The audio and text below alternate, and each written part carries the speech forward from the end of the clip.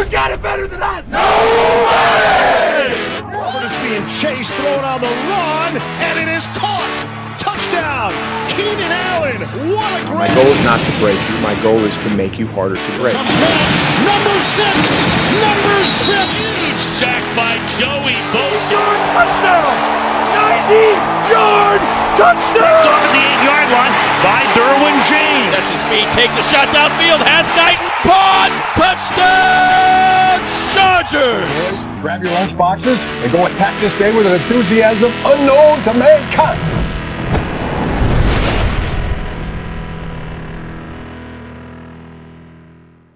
Good morning, afternoon, evening, everybody, Bolt fam. Welcome to the Thunder Down Under podcast. This is not a test. Do not worry. I know our wonderful, wonderful host's voice is not ringing true in your ears right now. It's my voice. It's Jack here with my wonderful friend, Alistair. And the dogs are out, baby. The dogs. They're dogs and they're eating olives out of a jar, baby. It's a win. We got a win. Pop, pop, pop, pop, pop, pop, pop, pop, pop. Andy, I'm sorry. That's a terrible introduction, but I can't do what you do.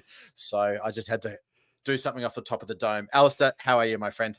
Mate, few people have the pipes you do to be able to just hold that dulcet tone for about a minute before we come in. It's good that we've got a duo show. We neither of us will get a word in edgeways because each other will just be speaking the whole time, which is great. We don't have Andy to mediate the discussion. We'll get to see if Andy listens or not because I get to see the analytics where people are tuning in from. We'll see if there's a bright red spot in Bali where he's having a lovely holiday with his sister, brother-in-law, wife, and also their little kid. So hopefully you're listening. Hopefully you're soaking up the rays. But we've got football to talk about. We've got no weeks off, Jack. No weeks off at all. No weeks off, baby. That's how we do it.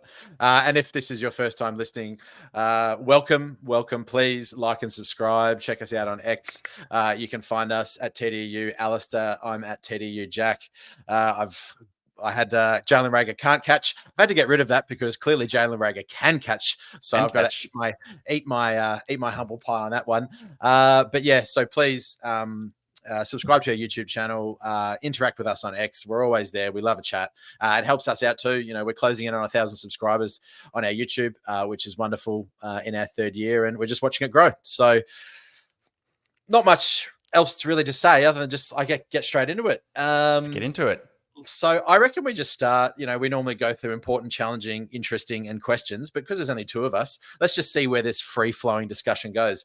I'll get us started. And where I want to start is two screens and a rollout naked to start the game on offense. Greg Roman's, everyone going, we're a running team. But you know what? Greg Roman goes, screw that. We're going to go pass, baby. I actually didn't mind it. I'm looking at it going, that shows some adaptability. It shows some difference. And Herbert playing the way he did last week, and obviously we'll talk about how Herbert played this week. I really enjoyed it. I actually quite liked Roman's game. What say you?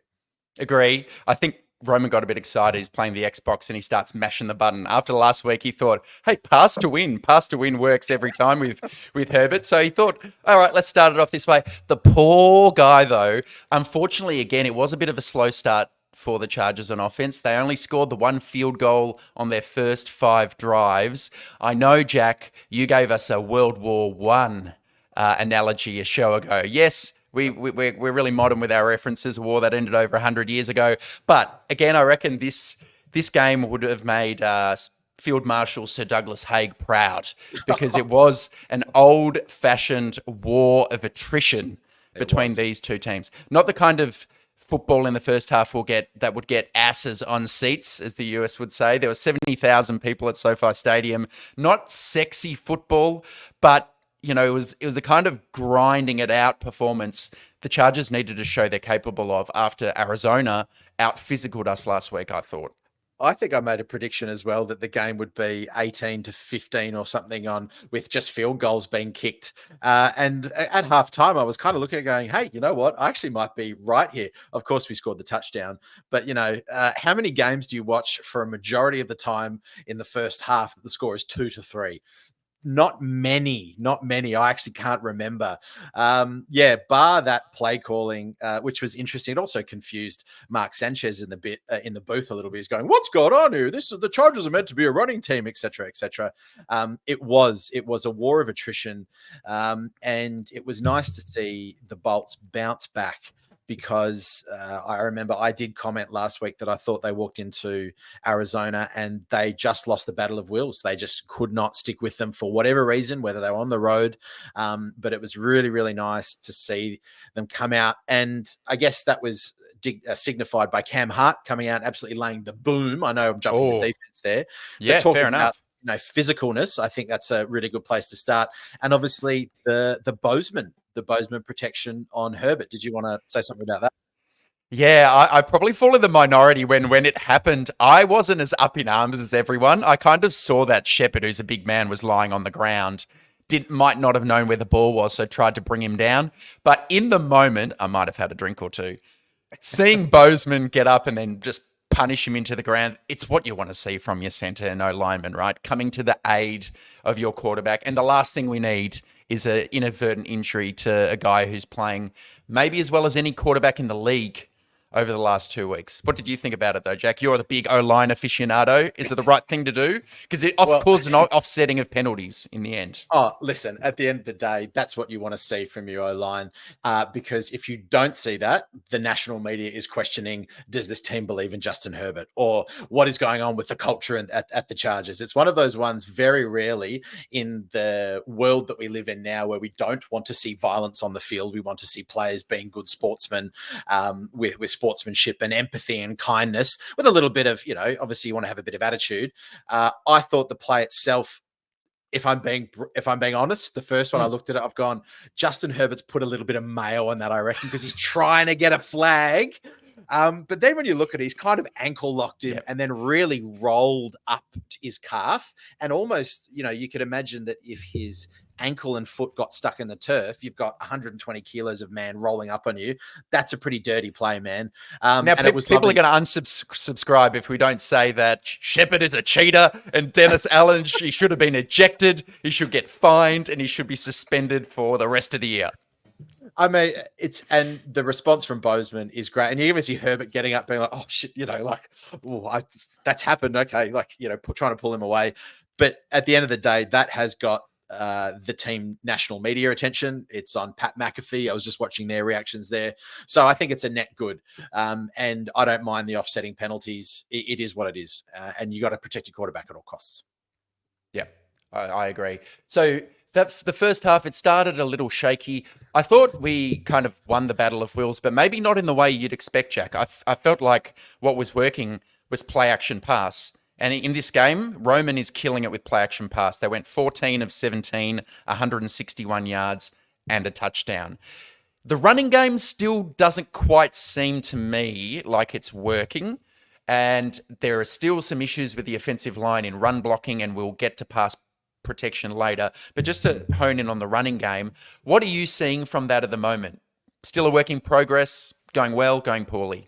Well, I don't know why we aren't seeing more runs outside zone. I don't know why we're seeing more runs, outside of Alt, who didn't lose a snap. I think 38 snaps without giving a pressure. Obviously, that was in the past game, but more outside. I mean, Dobbins ran angry after Kamara was running angry at us for a while, and it seemed to be that's where a lot of success is sort of coming. It's sort of a pattern now.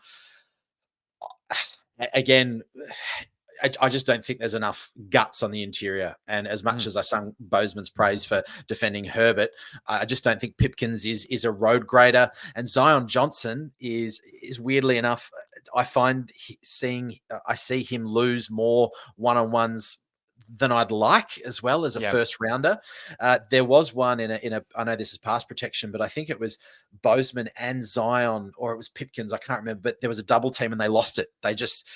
He burst. I think it was Saunders burst through. Yeah. He's a big man.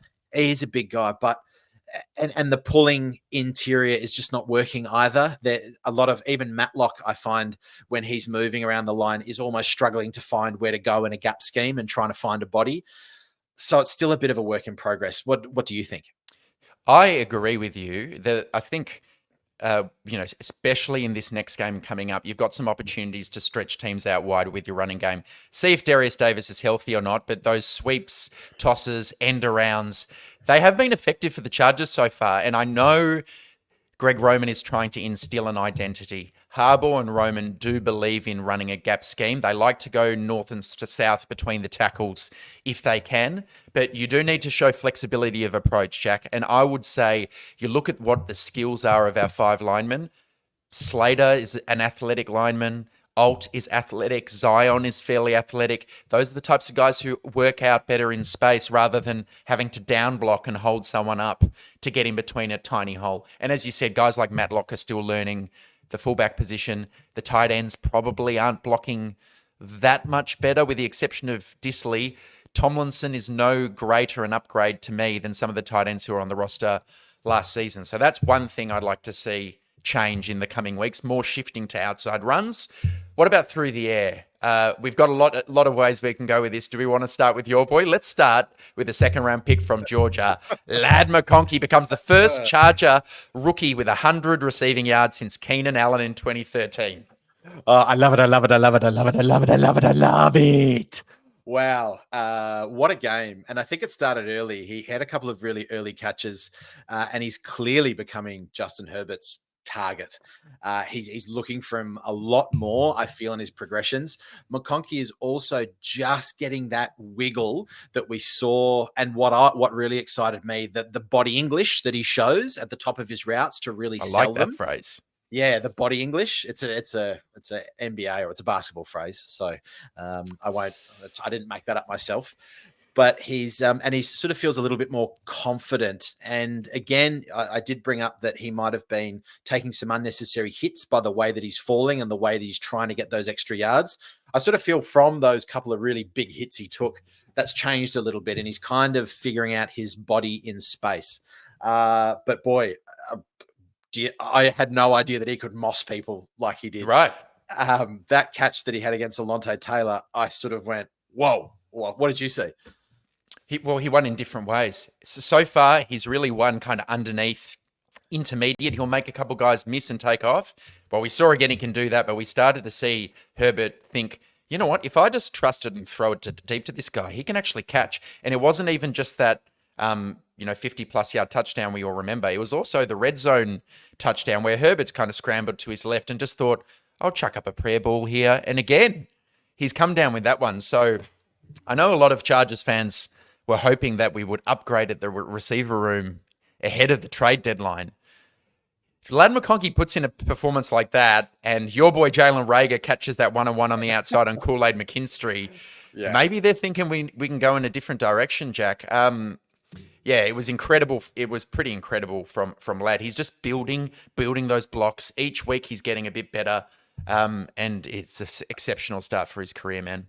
I mean, I know that there's been a lot of highlights of that first touchdown where he makes the moves after the catch, but I did want to highlight how good of a throw the second touchdown to Ladd McConkey was.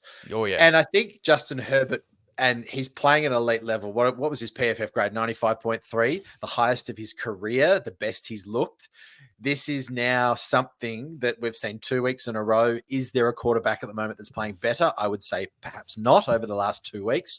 But that throw that he makes, there aren't many quarterbacks that can do that. Puts it on a dime, puts it on a place that only Ladd McConkey can grab it at 6 foot ish, if he's even that. So I thought that was impressive. And on the watch back, you go the one, the big touchdown, it's sexy because he runs, an extra 30 yards or whatever. But that red zone, and I think I liked it more because of our red zone issues, was so exciting. Let's stay on Herbert. I've got a question for you. Yeah. This is the first time we've seen Herbert really use his legs. And boy, I got off the couch when I saw that. How does his mobility, and how do you see his mobility moving forward impacting the game's flow? And do you reckon we're going to see more Justin Herbert running this week and beyond?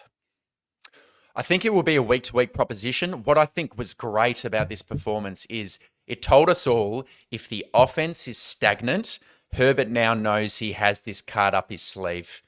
if people aren't going to put a spy on him, or if people are going to drop into coverage and think, oh, we can cover Palmer and Fehoko, it just adds that extra element that someone like Josh Allen does, that Lamar obviously did. I don't think, Jack, we're going to see a lot of like QB designed runs necessarily, but it only takes a couple of these moments for you as a quarterback to realize, hang on, I can do this. Clearly, he feels good in his ankle at this stage. He really had to hit a second gear. Oh yeah, as he passed through the linebackers, and he's still a little bit like a fawn, or Bambi as he kind of gets to the end. Yeah. Sorry, a foal, a fawn, Mr. Tumnus. The Lion, the Witch, and the Herbert. Yeah. Yeah, sorry, that's where my mental state's at. We have one win. I'm in Narnia. But he doesn't quite know what to do with the end of his runs, does he? Whether to slide or to turn out or run out of bounds. But look, to be fair, he doesn't do it all that often. What do you think it's going to mean going forward for the offense, Herbert being able to do that? I have never seen that second gear from Justin Herbert. Never.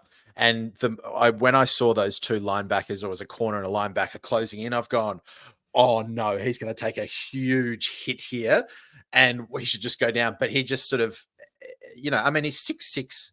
He's 110-ish kilos and he's 6'6". That's a big man moving. Massive. I always thought Josh Allen has that gait to him, but Josh Allen is a little bit more of a bulldozer in the way that he's built.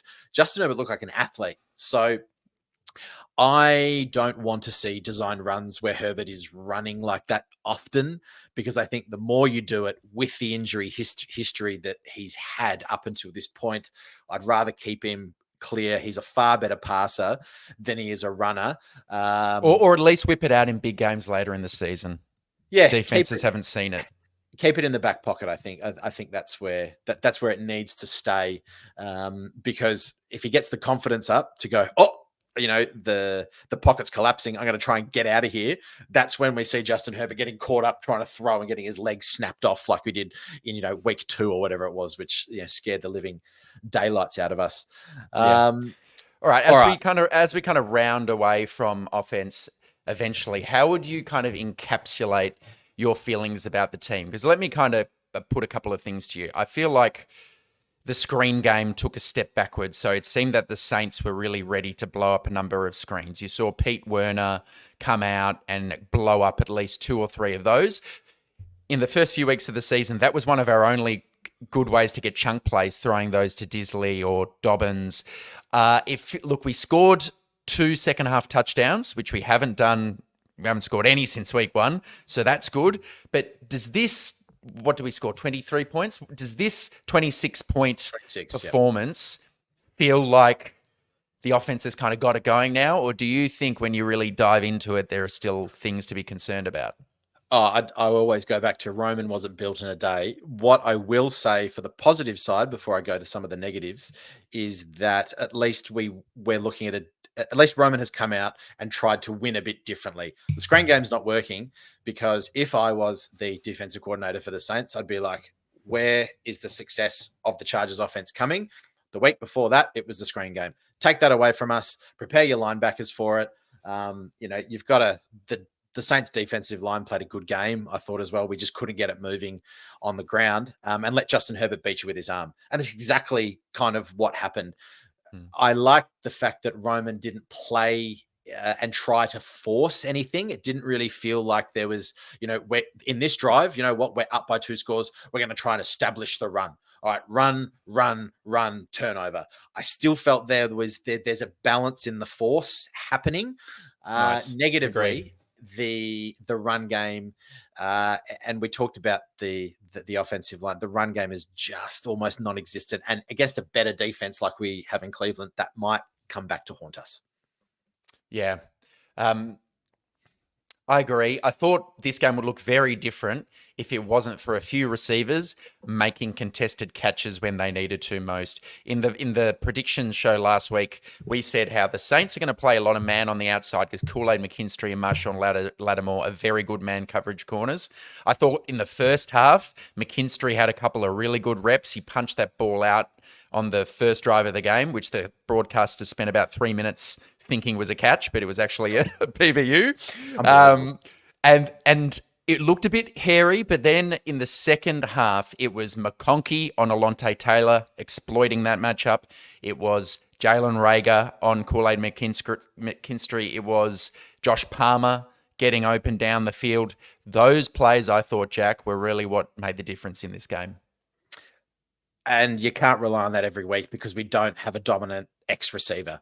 And so perhaps you go back to what you said before, is that maybe we don't need one. I'm still not putting faith in the wide receiver room to do that every week. Maybe one in every 4, perhaps. And there are still these drops too, Jack, like the really nice, amazing play. We put it up on TDU film today of Herbert going through about 4 progressions, sees Disley down the seam.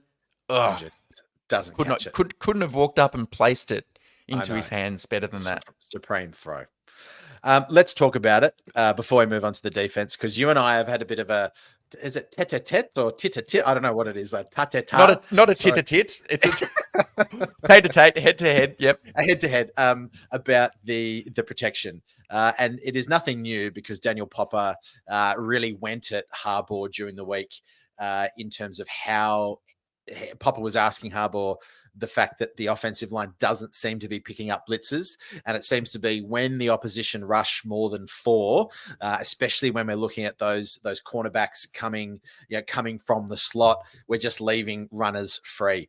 Now, you and I were sort of going, I'm of the opinion that there is a bit of an issue here. And you were like, oh, maybe not so much. So let's battle it out here. Let's have an exploratory discussion, shall we? Okay. That's a better way. No trench warfare. Let's go to detente. I'm very big on, it was early in the first quarter and Justin Herbert clearly yells out, "Big Red Sally, Big Red Sally, Big Red Sally." Clear audible, clear. He's seen something. And what needs to happen doesn't happen, because a second or 2 after the snap, you've got Bozeman and I believe it's Pipkins down the field looking like it's a screen. Justin Herbert's being enveloped. Dobbins doesn't even look like he's popping out for the screen. Mm-hmm. That is directly the play before the bungled snap goes out of the end zone for J.K. Dobbins. That was some of the worst football, and I was watching that going, oh my gosh. Then there were another few examples, but I do believe that there is a communication issue between, I don't know if it's quarterback, it's Roman, or it's offensive line. Players aren't knowing the protections. What say you? What did you see on TDU film today? I saw more pressures on Herbert that were kind of unblocked than I would like to see. Overall, for the entire game, Herbert was not pressured as much as in previous weeks. I will just say I think it was the lowest of the year, according to PFF, 28%. And that's why he was able to operate. So glass half full. Overall, the offense was able to operate through the air, but maybe some of that is because they were using play action and rollouts and things that protect the offensive line. What we continue to see, and what I put on TDU film, every single week it's a twist or a stunt that is unblocked to Zion's side. Every single week. It happened in the first quarter again, Chase Young. You have one-on-one losses that you can live with. Like, I don't want to focus on him, but Zion also lost a one-on-one at one point with a swim move to, it was either Kalen Saunders or Granderson straight through. The ones you don't like to see, Jack, as you say, are the overload blitzes where it looks like the team hasn't executed the plan. I'm sure they have a plan, but it is also harder to execute perfectly than we all think. If you watched every offense in every game of the NFL every week, you will see 2 or 3 blitzes get home on 3rd and long. The defense can send 5 rushes or 6 or 7. They can do delayed blitzes. And teams will have different rules. You've got to identify what they're in before the snap. You've then got to react after the snap. You've got to know when they're hot, they're bringing an extra rusher than you can block. And then what are our rules when that happens? And I think oppositions face us and realize, hey, this team's weapons, most of them are new to the team or just not very experienced. You've got McConkey, you've got QJ when he's healthy, for Hoko. We're going to just bank on our ability to get home or just create enough confusion that it's going to work a few times. Bigger picture, I don't think it's happening so frequently that I'm thinking, oh no, we have something that's going to kill off our season. I don't think it's kind of that deadly issue that is unable to be solved. See, Except the stunt. The stunt is different. The stunt we need to fix up. I am going to disagree with you there, because the one part of what you say I do agree is that you watch other games, and we all watch other games intermittently and things, and that blitzers get home and et cetera, et cetera. However, the way that the blitzers work against us really irks me, because it happens in big moments in big games. Happened against KC, it happened against Arizona, and again, there seems to be the way and the lack of recognition means there is someone careening toward Herbert in a way that you just don't want to see. And I worry with Herbert's mindset of I'm kind of big and strong, is that eventually one of those is going to come from the blind side and it's going to be ribs again, or it's going to be something. Or he likes to try and stay upright while a defender's draped over him and get the throw off. He's got to stop doing that, because he often gets so incredible throws off. But then the force, it ends up becoming a hip drop tackle when that happens. He can't do it. And, you watch the great ones, and generally you look at the way Mahomes has changed his game, or the way Brady changed his game. Brady took some absolute shots in his early career, and he learned, if he just goes, if the protection's failed, I'm just going to go, nah, thank you very much. Cheers. And you got to think that sometimes that might take the sting out of a blitz just ever so slightly. If you go, hey, we're bringing 7, and Brady goes, nah, incompletion. They go, oh, okay. Every single time a rush or a blitz isn't getting home, the will of that team just drops a little bit, I think. So there is a little bit of work, I think, from the OC, from the coaching, from the communication, to the relationship between the center and his 2 guards, and also the center and his quarterback, and also the quarterback to the offensive line. And let's call it what it is, Jack. The problem is the 3 interior offensive linemen. We have already a tackle duo that's established themselves as the best in the NFL, or if not the top 5, and they're playing very well. So it is all of them, but in particular, it's the interior line. Probably can't do anything about it at the trade deadline, but we'll see. All right, okay. Shall we flip over? Let's talk about defense for a little bit. We should. Question hot off the press, hot off the bat. What defensive vulnerabilities did you see against a middling to not even a top 32 quarterback in Rattler? What did you see? Let's start there and build. I think the 8 points the Saints scored in this game could easily mislead you as a Chargers fan into feeling a level of comfort about a team who is, let's be fair, the number 1 scoring defense in the NFL. We've allowed 13 points per game. If you watch that game, though, the Saints managed to accumulate 366 total yards, despite having those backup quarterbacks that you said, Jack. Alvin Kamara had multiple explosive plays. It seemed like we did struggle to bottle him up in the running game or in the passing game. And I'll tell you right now, having got through the coach's film today, I would have counted no fewer than 6 passing concepts where the receivers got open against our quarters coverage, and Rattler or Hayner just threw the ball behind the receivers. And there were just all these almost plays. You might remember there was a deep post route that Olave and the quarterback just weren't on the same page. Hart was trailing him. That's a 50-yard touchdown if that's thrown accurately. And there were multiple. I think the issue is Jasir, Tahib, Hart all being on the field and rotating around when Fulton gets out. Be careful in this Browns game, because I think where they need to start is tightening up those in-breaking routes into the middle of the field, because the Saints missed a lot of opportunities in this game. What do you think? Well, I'm just going to throw it straight back to you. You talked about CBs. You noted that Gilman is actually not having a great stretch at the moment. And Derwin, whilst we see him making impactful plays at the line of scrimmage and we see him roaming, I don't know what's happening. As you said, if it's Derek Carr there, I think this game goes a little bit differently as well. Even if you just got 2 or 3 of those more, and Chris Olave, I think must have had concussion, because that hit that Cam Hart put on him was, I honestly thought it was helmet to helmet. I've gone, oh no, he's giving away another one. But yeah, what is happening at the top of the field, and what did you see from the film today?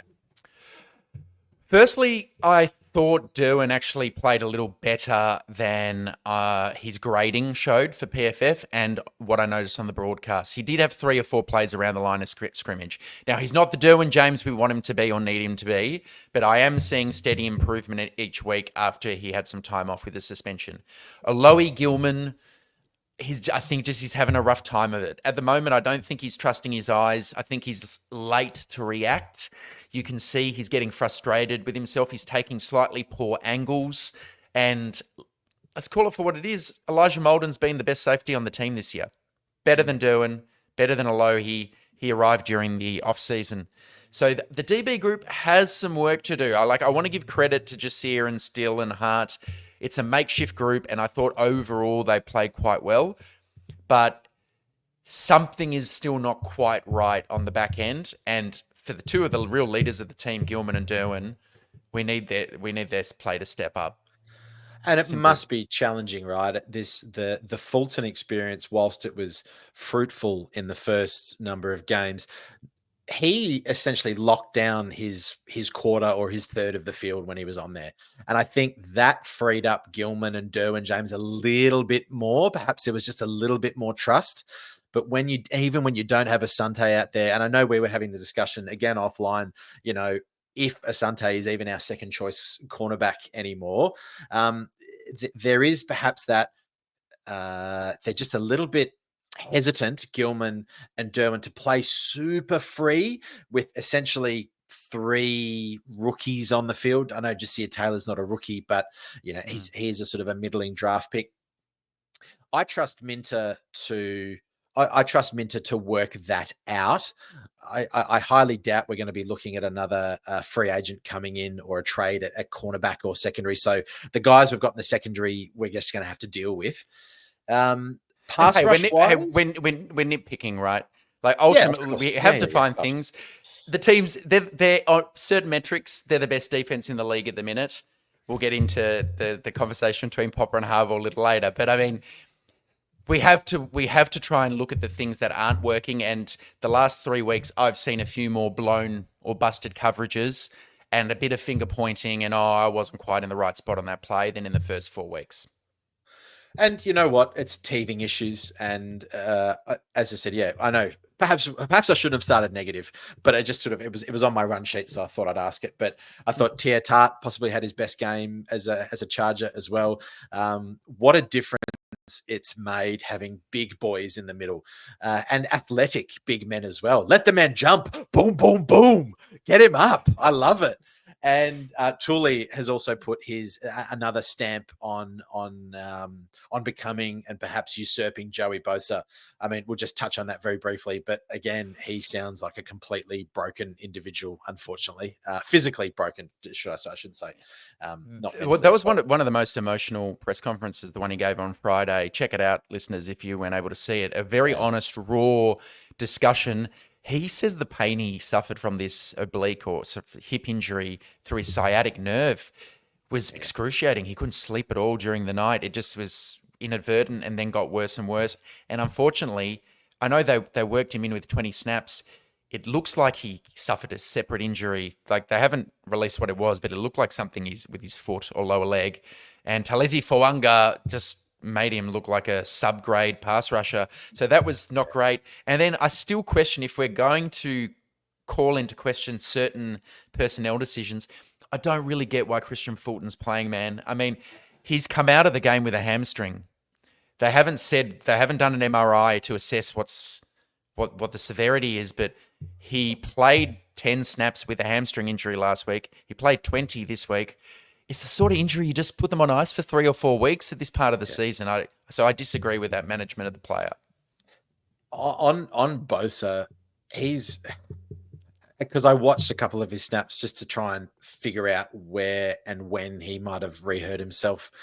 He just looks bizarre. He's almost loping around and he's doing his pass rush moves kind of like, it just didn't look crisp. It didn't look tight. It didn't look powerful. It almost looked like he's sort of almost like limping a bit and favoring certain parts of his body. So, I mean, Joey, don't try and come back, man. Just if we make a playoff run, take the next however long you need off. You never know. He could have stuff written into his contract about snaps and games played and being named and things. But for all of the criticism and support, I guess this podcast has shown Joey Bosa, because we've done both, right? You know, there was the helmet smash and all that. I'm with you in thinking that the press conference that we saw was very sad. Actually, it's probably the saddest I've seen him. Yeah. He played so well in week 1 against the Raiders. Yeah. That was one of the best I've seen him play. So he must be as frustrated as we are. Joey, hope you get better. One other thing I wanted to mention on the defense, Jack, was last week we did mention Coulson might need some time in the sin bin after he took that bad angle on Kyler Murray. Well, guess what? He did. Yeah. He was down to 10 snaps. I thought he made those snaps count too, so that's what you want to see. But for now, I feel better, more comfortable with Perryman and Henley on the field the way we saw against the Saints, instead of trying to do this split the three of them all game. That's my preference. And dare I say, you know, the one thing that we haven't spoken about a lot this year, both positively or negatively, which generally means they're doing a great job, are the linebackers.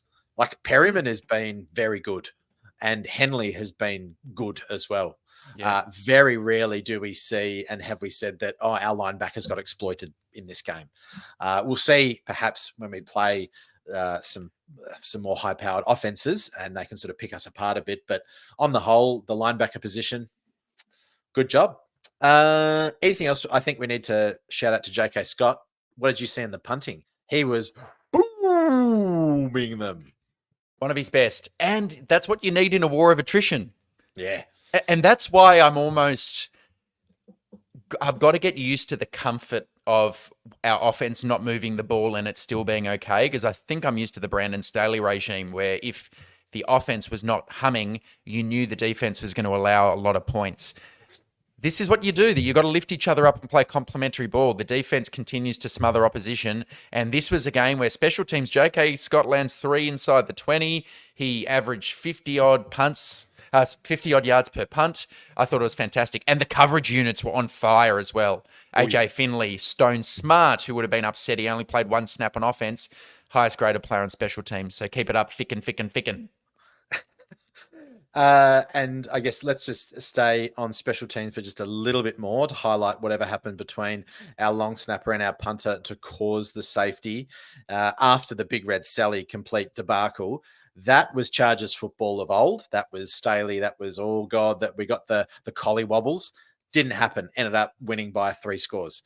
What did you see from Harbaugh this week in terms of his decision-making? And again, we're chatting with our great friend Ryan and Kyle on that. And, you know, our opinions are split on if Harbaugh's making the right decision to go for 1 point, which Dicker misses instead of going for 2. There's a couple of times he's again out in the field yelling 10, 10, 10, 10. You know, there was a couple of weird challenges, I thought. Oh, he was going mental on that 10, wasn't he? He was going mental holding on up that. His fingers, doing the Jameis Winston, trying to eat them, like, you know. But overall, I think the culture that he's instilling, you know, because I watched that, had my head in my hands and go, hold on, no, this is different. We end up coming and winning 26-8. What did you see of the Harbaugh experience on the sideline this week? So, like, the way the game gets managed overall is fine because I trust that the team is well coached and players execute and know their roles, right? I will just observe, I think there has not been a week where there has not been at least one decision from a game management perspective that I've viewed as too conservative. I'm all for some of the conservative ones where, okay, it's 4th and 3 at midfield, but let's punt. It's 4th and 3 at the 38. Let's go for a 55-yard field goal instead of going for it. There are times, though, where we're the 32nd most conservative team in the NFL by the fear index and metrics. We go for it the fewest amount of times. The one that bothered me this week was the extra point 1 you said, Jack, because I thought that's a bit of a kind of a free opportunity to make it a 2-score game. The score was 9-2 when Dobbins ran it in from the 2-yard line. And your choice there is to go up by 8 points or to try a 2-point conversion and go up by 9 points. your win probability if you get up to 9 points is drastically higher than 8 points. And if you miss the 2-point conversion, you still have a 7-point lead. That was one where I just thought, I'm sure he's not even thinking about it. Like, he looks like he's not even thinking about it. So I will mention the ones I think he should have done differently, but also acknowledge he has a process. Thus far, the process has worked. And I did mention this on TDU Film, and at least 3 or 4 people have told me what a fucking idiot I am, which is fair enough. And that you think you know more about football than Jim Harbaugh. I most certainly don't. But he's not following the Moneyball playbook, that is for sure. And I'll leave it at that. But you know what? Points win games, and we have been in every game this season. I know that and this is me, I do love data and statistics, but I'm also on the other end where I love the psychology of it and the ephemeral nature of mindset. Is that, even you're looking at 6-0, you go, okay, we got to try and get a score here. If we're down by a field goal, we got to get a score. Just puts a little bit of pressure, builds it up. You've got Kicker, who's a kicker. You've got Dicker, who you can trust. Points win games. Statistics. Well, games. Here is my point. Why sometimes the 2-point attempt is worth it. Everyone just assumes the extra point is a done deal. It's a signed fait accompli. As you saw, you can miss extra points, which is why some coaches go for it. All right, we've been rabbiting on. We're up to 40 minutes. We've got to push through. Yeah. Sorry, Andy. We need to be reined in. Okay, let's move. Unless there's anything else to say about the game, Jack. No. All right, snakes and ladders for me this week. And I'll start with a couple of snakes. It's the worst snake impression anyone's ever done. I'll give 2 snakes out. Zion, we've discussed him because of the failure to pick up stunts. The other one I'm going to mention is Kamani Vidal. I wanted to see more from him. He got the 6 carries, only had the 16 yards. You don't get these chances every game, Kamani. And in fact, as a guy drafted in the 6th round, sometimes you just get the 1 year to show yourself. So come on, bud. I know you've got a lot of skill. Seize the moment. This week, not so good. You're down the snake. Flip it over to up the ladder. Throw a blanket over the corners we discussed earlier. Jasir had a good game. Cam Hart, Tahib Still, standing in, stepping up. I want to call out for my up the ladder moment. The game is won on inches, how you respond to adversity, securing points. Hassan Haskins, when adversity struck, when we botched that snap, he sprinted for the ball, and him tapping that ball out of bounds saves 4 or 5 points. Massive play. So well done. Nice. All right. I've got no one to introduce my teachable moment. Last week was brought to you by Cascade Draft. I'm a little more of myself this week, so let's get back to reality. This week, the teachable moment is brought to you by the Byzantine Empire. In the 6th century, the Byzantine Emperor Justinian I embarked on an ambitious project to codify and organize centuries of Roman law into a cohesive system, the Justinian Code. It was a work in progress made up of multiple parts like the Codex, which pulled together old imperial pronouncements, the Digesta, which collated scholars' opinions into established law, and the Novellae, representing new laws that adapted and to changing times. Each part built on the other, aiming for clarity and effectiveness. Similarly, Justin Herbert's development as the quarterback for the Chargers feels like his own Justinian code of football, a continuous process of learning, adapting, and evolving. Herbert has been navigating the complexities of a challenging offense, much like Justinian navigating centuries of Roman law. Together with Greg Roman, his Comelito, Herbert is rewriting the narrative of second and long situations, where many would opt for a conservative play call. Instead of simply setting up third and manageable, Herbert's approach reflects the spirit of the Novellae, introducing something bold and new to the Chargers' game plan. The Chargers' strategy, especially under pressure, embodies the idea that no situation, whether it be long yardage or a tough defense, is beyond reform. Just as Justinian's reforms transformed an empire, Herbert's evolving style shows the value of avoiding conservatism, pushing the boundaries and making decisive plays even when the path isn't clear. It's still a work in progress, but by trusting in their own version of institutions, their skill, preparation, and chemistry, Herbert and the Chargers are finding a way to write their own code for success. Does that ring true with you, Mr. Lawyer? Class dismissed.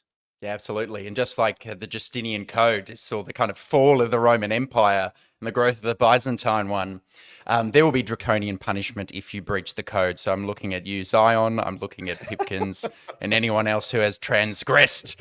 But give it another 400 years, we might end up with a Magna Carta and perhaps a Super Bowl. One day I'll ask Jack, what leads you to think of these analogs? What makes you go, you know what? Today the teachable moment's about Justinian, but maybe save the secret sauce and just the beautiful thoughts that come from your mind. All right, it is the secret sauce. Okay, let's get into looking at the Cleveland Browns. Where are we? Here we go. So the 2-6 Browns finally found some magic. They scored over 20 points for the first time this season. Jameis Winston stepping in for, we're not going to say his name, threw for over 300 yards.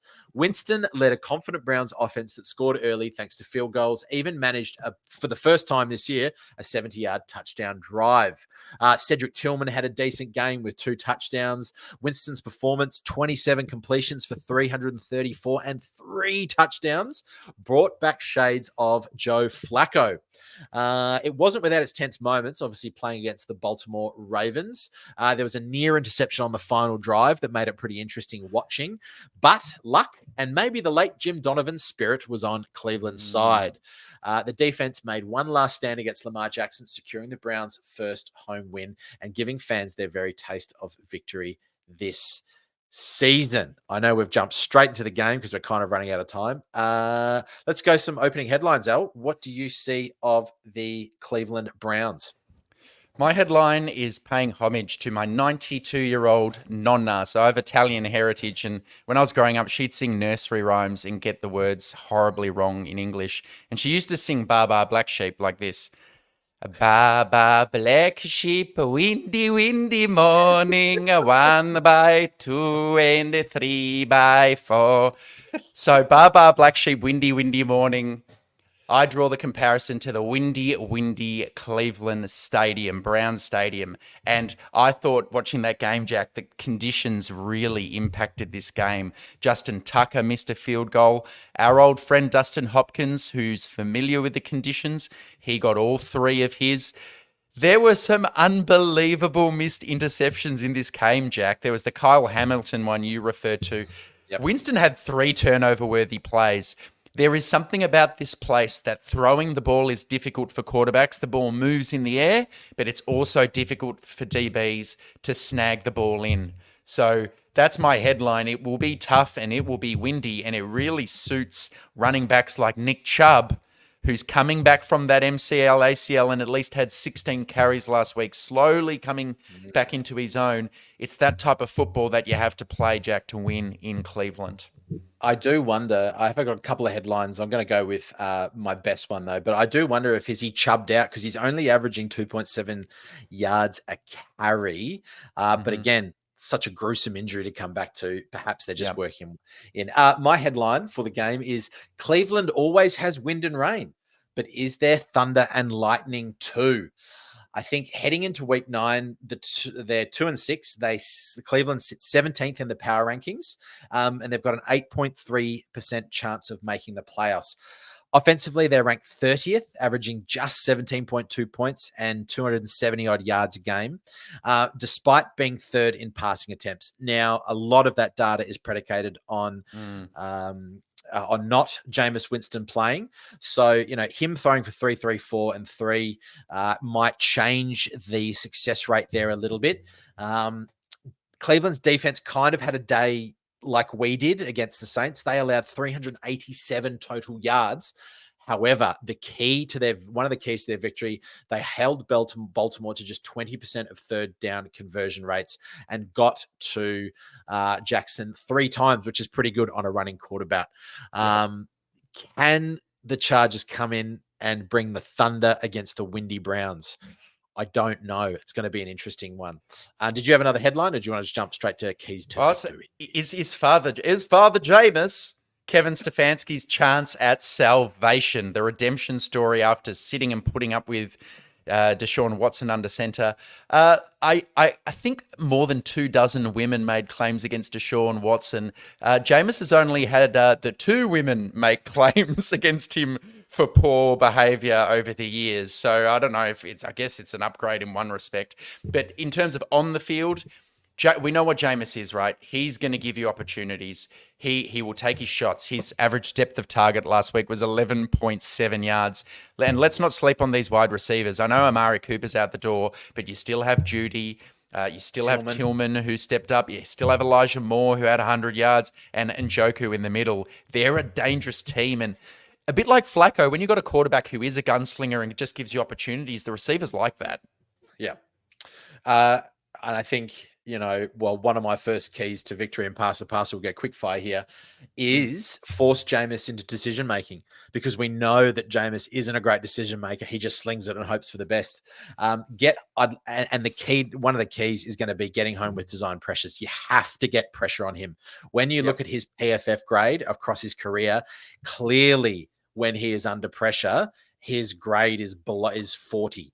For PFF, where kept clean and not blitzed, he's pretty good, and when blitzed, he's not too bad. But just get pressure on him. If we don't, I have a feeling that he's going to put up 300 plus yards again.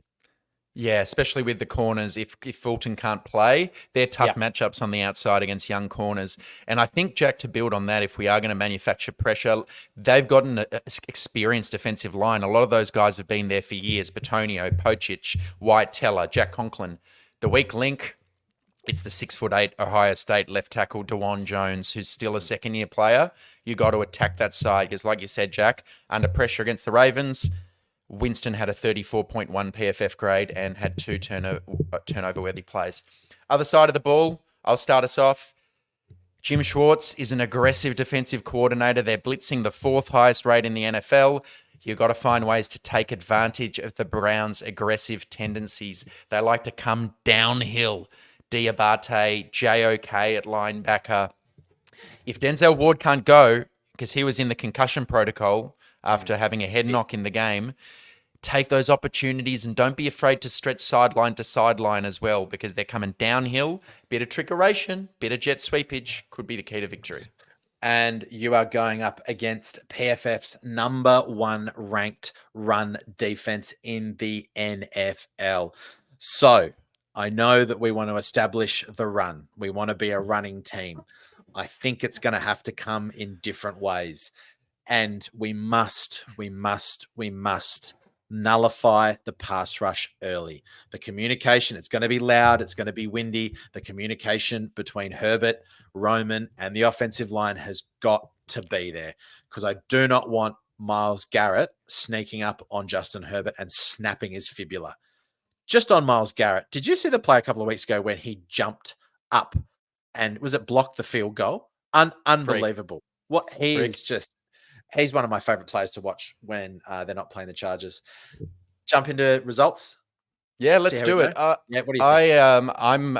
I'm predicting with my heart today, because if I just look at it dispassionately, I'm pretty worried about playing the rounds over there. But I'm going to stick true. I'm going to trust Harbaugh and his conservative processes, and I'm going to say the Chargers find a way to score 24 points, and the Browns score 20 and lose, because one of those 24 points will be a pick 6 that Jameis throws, and the Chargers make a push towards the playoffs 5-3 after this game.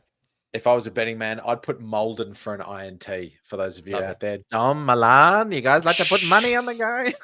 You should have had 2 last week, if not for the fucking officials. Anyway.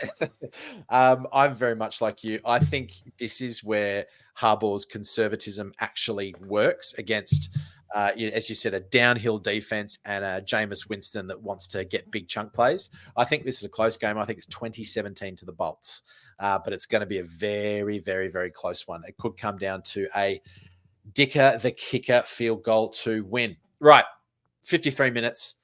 We love doing this segment because we get to expand our minds a little bit and sort of focus on a league-wide understanding. What's your first NFL headline, Alistair?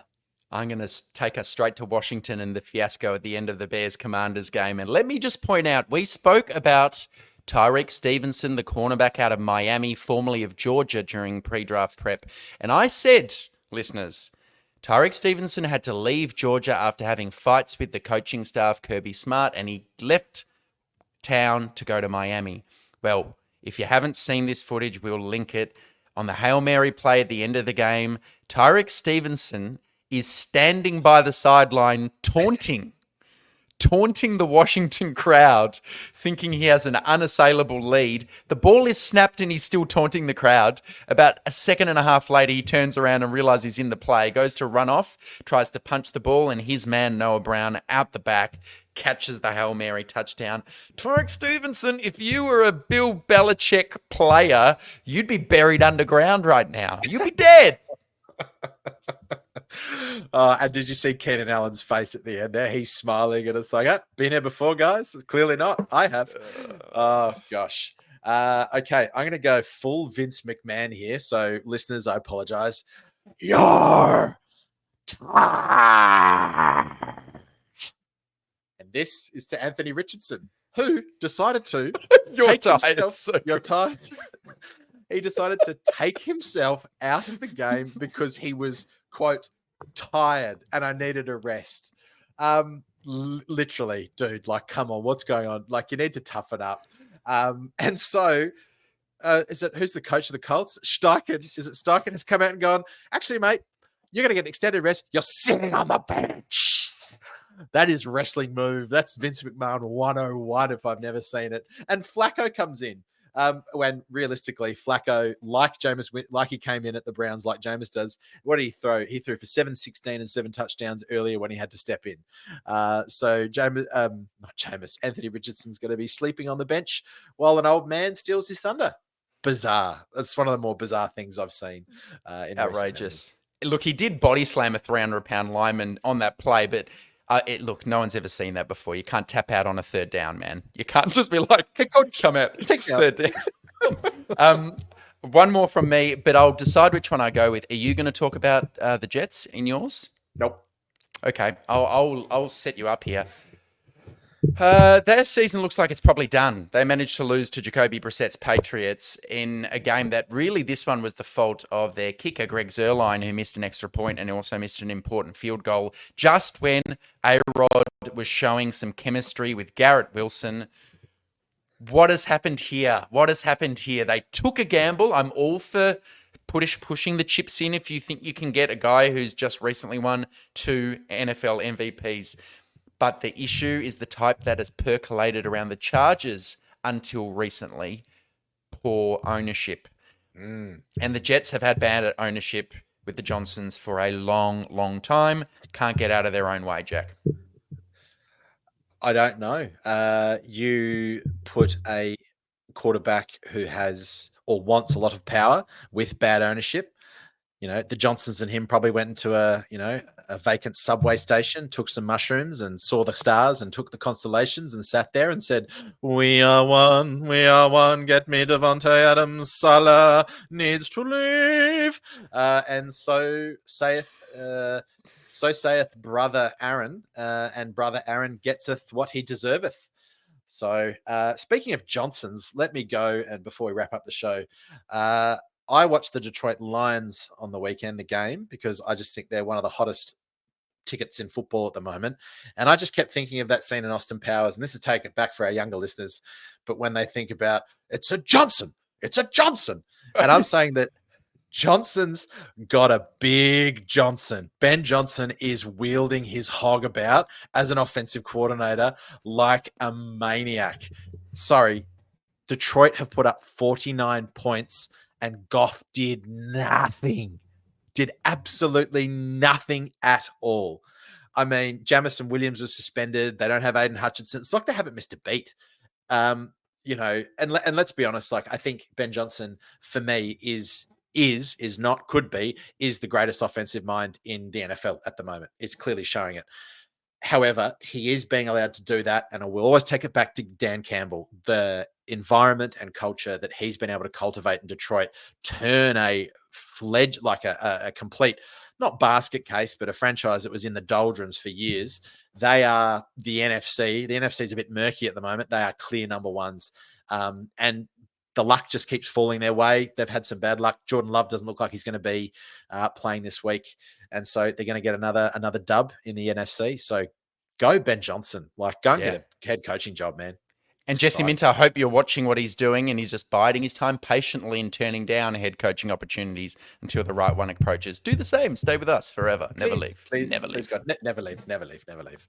Well, that wraps it up. 59 minutes almost. Alistair, is there anything else you wanted to add or speak to our listeners about? Just thanks for the support. We have never had more engagement on Twitter with us ever in the YouTube comments. We appreciate you. We see the people who tune in every week. I can see on the data there are people in Ireland, in Denmark, Germany. There's someone in St. Paul, Minnesota who watches every show. Whoever you are, let us know. So thank you. We love doing this and we can't wait to welcome Andy back after his holiday next week. Indeed. Thanks so much, team. If you're still with us, please like and subscribe. Chat with us on X. Chat with us on the YouTube comments. We always love to see. If you disagree with us, let us know politely. It's always nice. We always try and be polite. If you agree with us, let us know. Thank you so much. It's a joy to do it. It lightens my midweek every single time, as I'm sure it does you, Alistair. Andy, we miss you. I haven't done you justice, but I've tried. I've tried my very best. It's a win. Let's hope for a win in Cleveland. Bolt the fuck up, boys, and let's see you next week. Bye. Bye.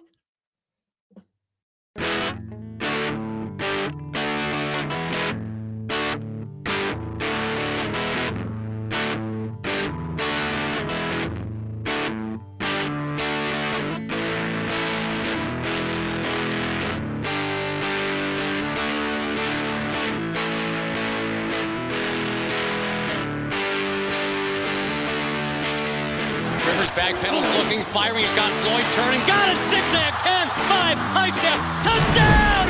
San Diego. Woo! Good night. Good night to all.